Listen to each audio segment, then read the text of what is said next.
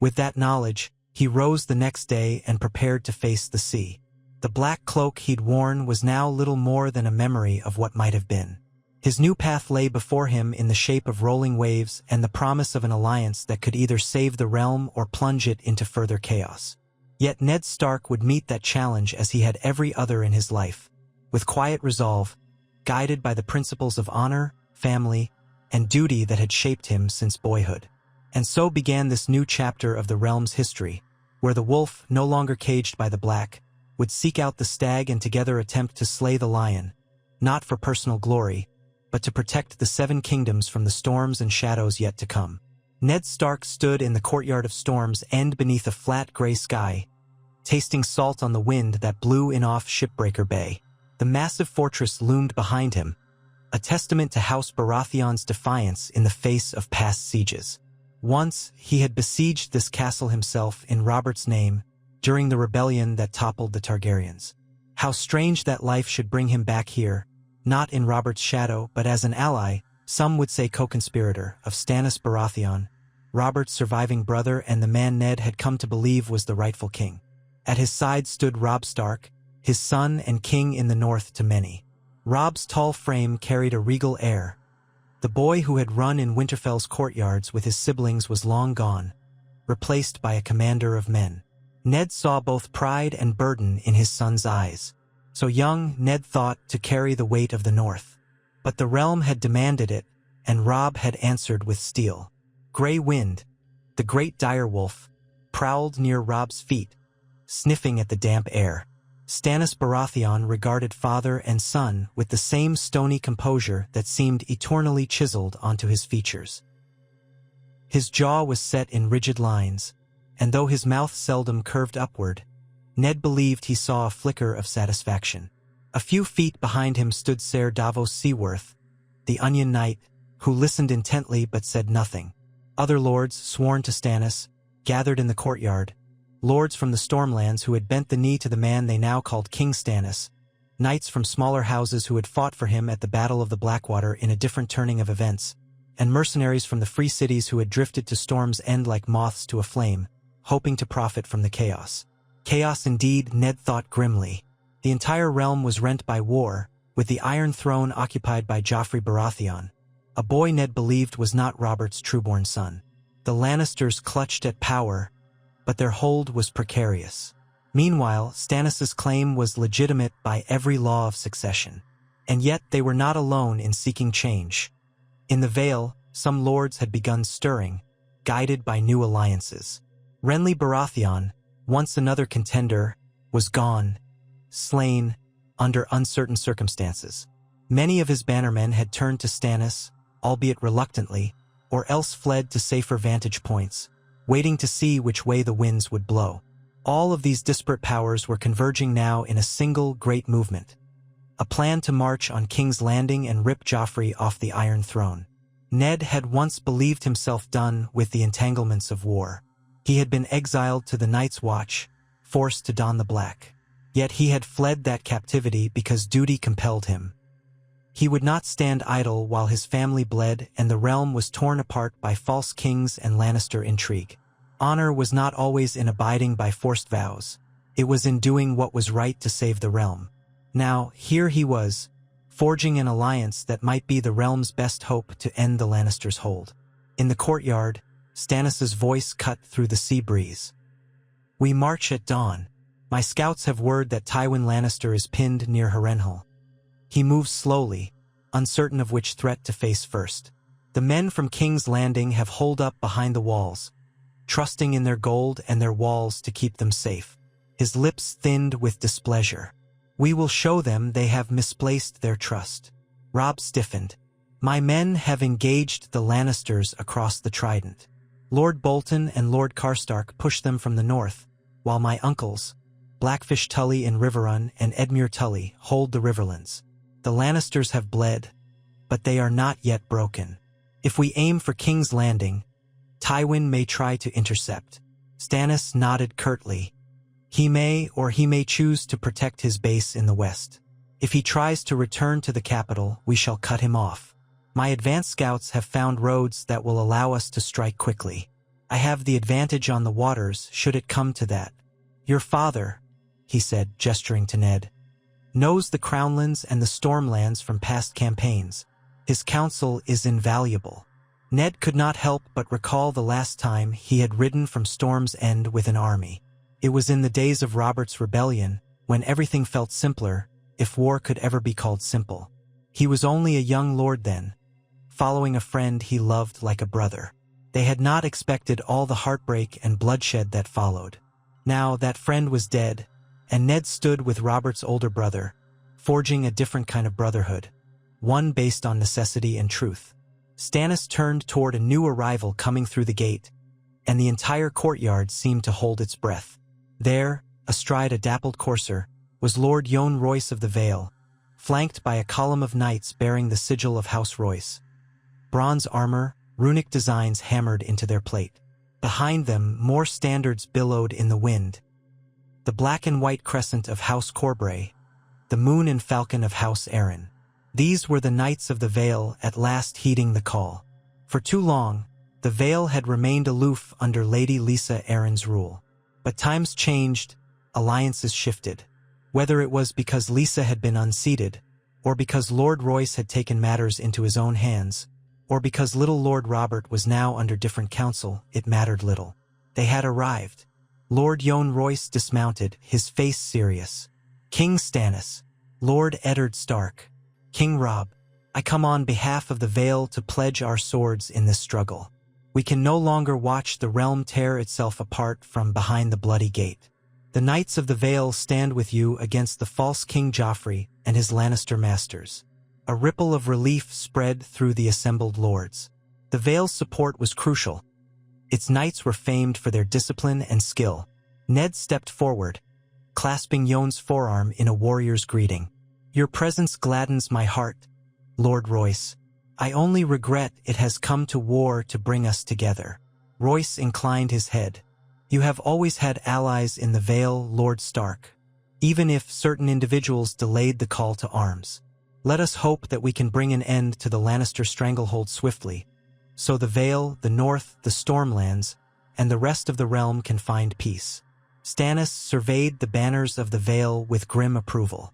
"We sail the narrow sea or march the Rose Road. It makes no difference to me. The city will fall if we come at it in force, but I intend to see that it falls to me by right. I trust this is understood." Attention flickered in the air. Robb's men had declared him king in the north.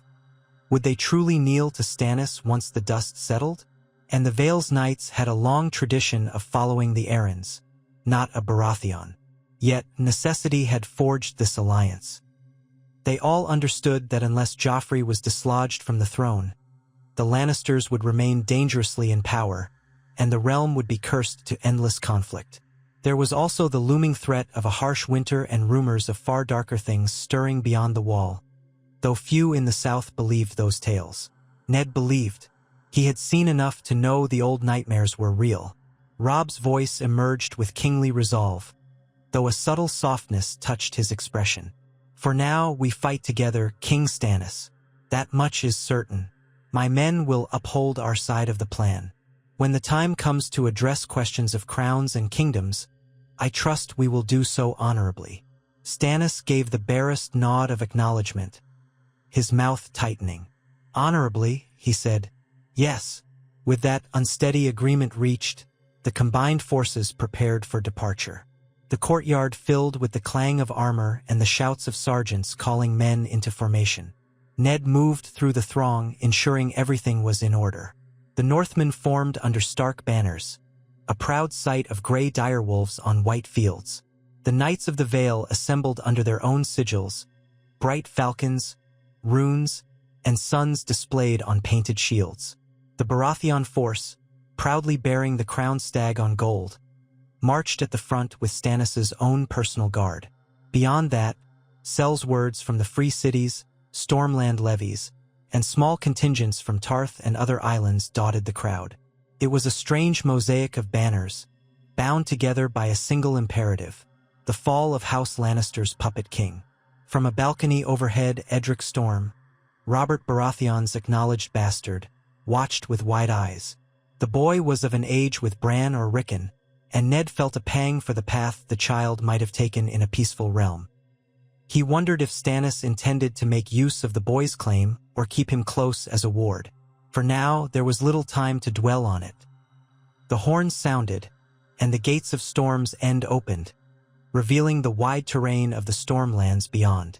The grand host lurched into motion, a river of steel and banners. Their plan was twofold. Stannis' ships would patrol the coast, threatening to blockade King's Landing from the sea. Some of his men and a small force of Northmen, used to the rigors of travel, would move swiftly along the coastal roads, hoping to outmaneuver or at least confuse any Lannister scouts. Meanwhile, the main body of the army, Stannis, Ned, Robb, the Vale Knights, would march in a more direct route toward the capital, forging a path through the Crownlands. If Tywin tried to converge on King's Landing to defend it, they would face him together. If not, they would lay siege to the city. The Knights of the Vale, with their cavalry, would be pivotal in any open field engagement. And the northern foot soldiers were no small threat either. During the march, Ned found himself sharing conversation with Lord Yohn Royce. They spoke of old times, recalling the close ties between the Vale and the North under Jon Arryn's stewardship. When Jon Arryn still lived, a certain balance had been maintained in the realm. But once he was murdered, everything spiraled. Ned still felt a deep sadness for the old man, who had fostered both him and Robert in the Vale. The irony was not lost on him. All those bonds, so carefully woven, had unraveled. Now they were forging new ones in blood and necessity. At camp each evening, the flicker of campfires spread across the fields like 1,000 stars. Men swapped stories, sharpened blades, and dreamed of victory or dreaded what the morrow might hold. Some of the Vale Knights, used to mountainous terrain, grumbled about the marshy patches near the Wendwater. Northmen bemoaned the heat that lingered even in early autumn so far south. Stannis' soldiers maintained a disciplined quiet, scurrying about their tasks with single-minded efficiency. In the command tent, candles burned late into the night as Ned, Stannis, Robb, and their advisors pored over maps, debated routes, and anticipated the Lannister moves. Ser Davos often attended these councils, leaning over the table, his brow furrowed. He would point to potential landing sites along the coast or inland waterways, explaining how swiftly his smuggler's sense told him supplies could be moved. Robb listened, occasionally exchanging glances with Ned, who sometimes offered a strategic memory from Robert's rebellion.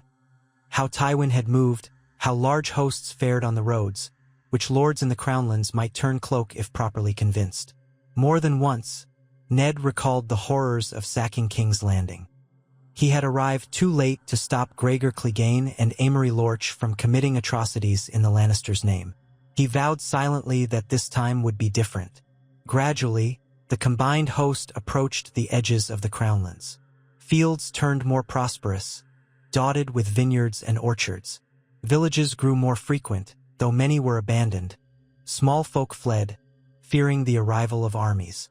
Some Lannister forces had raised a few settlements in a scorched earth tactic, leaving behind blackened timbers and smoldering ruins. At each such site, Ned felt his anger kindle anew. The small folk suffered most in these power struggles. He wanted an end to it. Even Stannis, harsh though he was, seemed to share the sentiment of wanting a swift resolution. Word reached them that Tywin Lannister remained in the western parts of the Riverlands, uncertain whether to move toward Harrenhal or to circle back to the capital. Riverrun forces harassed him from the east, while a vanguard of Robb's men advanced from the north. The old lion might yet turn, but time was slipping away. If he waited too long, the capital would be besieged. If he hurried back, he risked leaving the west undefended. For once, the Lannister patriarch faced a war on multiple fronts orchestrated by leaders not easily cowed. Yet the greatest challenge lay within King's Landing itself. The thick walls, the thousands of gold cloaks loyal to the Lannisters' coin, and the rumors that wildfire caches still hid beneath the city. Stannis had faced wildfire before on the Blackwater. It had spelled his defeat in another turning of events. This time he was determined to avoid a repeat. Every night, he conversed grimly with his lords about how to anticipate the pyromancer's cunning. The presence of the Vale Knights was also a new factor. If they could storm the city from multiple gates while Stannis' fleet blockaded Blackwater Bay, perhaps the Lannisters would be cornered. But cornered lions were the most dangerous. One afternoon, as the host made camp by a shallow river, Ned walked the perimeter, checking the men's morale. He encountered a group of Vale Knights practicing drills. Their swords rang with practiced strokes, reflections of the sun dancing across steel. Then he found Robb with a handful of Northern Bannermen, Rickard Karstark, the great Jon Umber, and a few others, discussing the near-constant skirmishes with Lannister outriders. Grey Wind lay at Robb's feet, ears twitching. When Ned approached, Karstark bowed his head respectfully. "Lord Stark," Karstark greeted, then added, "My king." To Robb with a stiff nod, "We caught 3 Lannister scouts. They were trying to slip behind our lines. We've gleaned little from them, but we suspect there's a small force ahead of us, maybe 2 or 3 days' ride from the city, meant to slow our approach." Robb's expression darkened. "We cannot let them stall us. Every day we linger is another day Joffrey has to strengthen the city's defenses." Ned frowned. "We must also consider that an ambush might be in the offing. The Crownlands have pockets of loyal lords to the Targaryens, and now perhaps to the Lannisters, though many are simply afraid. We can ill afford to charge blindly." They deliberated and ultimately agreed that a detachment of Vale Knights, led by Lord Royce, would scout further ahead and deal with any Lannister outriders. Meanwhile, the main force would proceed in good order. Swift but not reckless. There was no shortage of caution in Ned's mind. He remembered too well how cunning Tywin Lannister could be. The next morning, the knights rode out, hooves thundering over the soil. A hush fell over the camp once the column departed, as though the men collectively waited for news of success or of tragedy. Ned took a position near the front of the marching army alongside Stannis, Ser Davos, Robb, and a handful of other lords. The air crackled with tension. Clouds began to gather overhead, threatening a storm that would turn the roads to mud. Ned silently prayed it would hold off. War in the rain was a miserable affair. By midday, horns sounded in the distance. A scout galloped into view, dust trailing behind his horse. The man reined in sharply before Stannis, dismounting with a salute. "Your Grace," he panted. Lord Royce encountered a Lannister raiding party near the Wendwater. They engaged. The Vale Knights proved too strong. The Lannisters are scattering west, retreating toward the Rose Road. We counted minimal losses among our men. Lord Royce sends word that we have a clear path to King's Landing. For now. A ripple of excitement swept through the gathered lords. Stannis' eyes burned with fierce satisfaction. "Then we push forward. We'll make camp tonight closer to the city's outskirts, and be at the gates by midday tomorrow or the day after, depending on the roads." He glanced at Ned and Robb. "Let us see if the false king shakes behind his walls." The combined host pressed on, pace quickening, ignoring the drizzle that soon began to fall. The men's boots churned the damp earth. Wagons groaned under the weight of supplies, but none faltered. By late afternoon, the outer farmland of King's Landing came into view, a patchwork of fields and pastures that had once fed the capital. Now they lay largely untended, for the approach of war had driven the small folk to seek shelter inside the city or flee deeper inland. A line of scrawny refugees trudged along one of the roads, battered by the rain. Some looked at the passing soldiers with hollow eyes. They had no love for Lannisters or Baratheons or Starks, only fear for their families. Ned's heart clenched at the sight, but there was nothing he could do in that moment except to order any baggage train to share what little extra food they could spare. The next morning dawned bleak and gray, the city's walls barely visible through the haze of drizzle. Sprawled along the Blackwater Rush, King's Landing rose like a mottled labyrinth of towers and walls, overshadowed by the Red Keep perched upon Aegon's high hill. Even from a distance, Ned could see the gold-capped spires of the Great September of Baelor, the 7 bridges crossing the Rush, the sprawl of stinking hovels beyond the city walls that had grown over the years. He recalled the last time he had stood in these fields. Then, he had been Hand of the King, believing in the justice of the law. How little had changed, and yet how everything had. Small skirmishes broke out as the forward elements of their host discovered gold cloak pickets or Lannister outriders. The clang of steel drifted across the wet morning air. Robb kept his men in disciplined ranks, commanding from the saddle with a composure beyond his years.